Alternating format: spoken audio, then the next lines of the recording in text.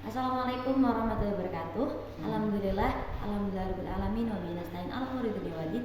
Wassalatu wassalamu ala asyrofil anbiya'i wal mursalin sayyidina Maulana Muhammadin wa ala alihi wasallam wa barik ajmain amma ba'du. Yang terhormat Abi Hanif dan juga Om Ida selaku pemilik Pondok Pesantren Seperti Melarang Bani Fida.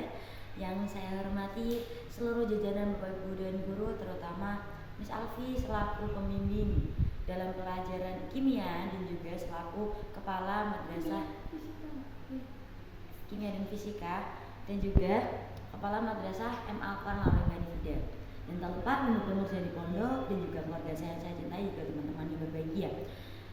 Pada kali ini saya akan mempresentasikan PKM. Jangan miring-miring, Mbak Yai.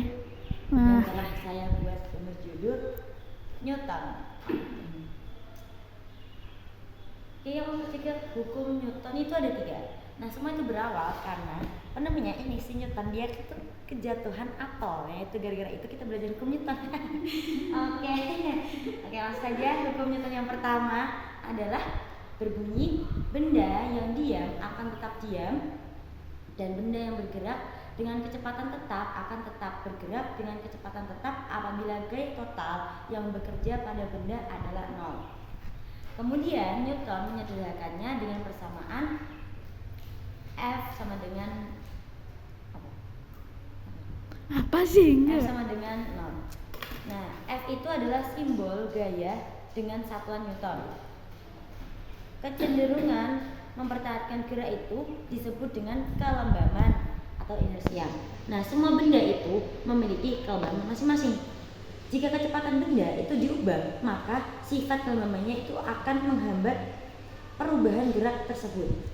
Nah, semakin besar kelembaban benda, maka kelembabannya pun masih semakin besar. Nah, hukum Newton 1 itu menjelaskan bahwa gaya itu akan mempengaruhi kecepatan suatu objek, besaran, dan juga arah kecepatan dapat dipengaruhi oleh gaya. Selanjutnya, massa, kelembaban, dan juga gravitasi. Massa gravitasi itu dapat dihitung dengan timbangan neraca untuk kemampuan suatu benda untuk menghasilkan suatu gravitasi. Nah, selanjutnya, hukum Newton 2 itu berbunyi percepatan sebuah benda itu berbanding lurus dengan gaya total yang bekerja pada benda dan berbanding terbalik dengan masanya. Hingga semakin besar massa benda, maka percepatan benda akan semakin kecil apabila diberikan gaya eksternal yang sama. Nah, secara matematis ditulis dengan F sama dengan ma. F itu adalah gaya total benda, M itu adalah massa kelembaban, dan A itu adalah kecepatan. Nah, gaya itu dapat digambarkan dengan diagram. Itu adalah interpretasi dari vektor yang bekerja pada suatu benda dengan besaran dan juga arah yang telah sesuai. Nah, jadi massa kelembaban benda dapat diukur berdasarkan hukum Newton yang kedua dengan membandingkan besar resultan gaya F yang diperoleh dengan percepatan A benda tersebut. Nah, secara pengertian massa gravitasi dan kelembaban itu sebenarnya berbeda secara pengertiannya. Akan tapi jumlahnya itu sama. Jadi untuk penghitungan maka tinggal ditulis massa benda, tidak perlu massa gravitasi atau massa kelembaban gitu. Oke, selanjutnya adalah hukum Newton yang ketiga. Itu berbunyi setiap aksi akan menimbulkan reaksi.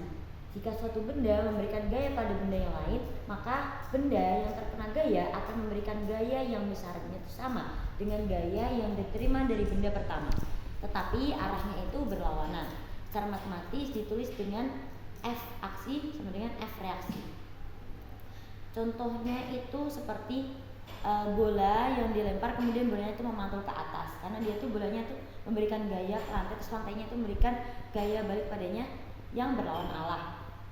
Habis itu contohnya lagi adalah ketika kita itu berjalan, ketika kita memukul meja dan lain sebagainya. Oke, saya kira cukup untuk presentasi saya kali ini. Semoga presentasi saya bermanfaat bagi kita semuanya. Sekian dari saya. Wassalamualaikum warahmatullahi wabarakatuh.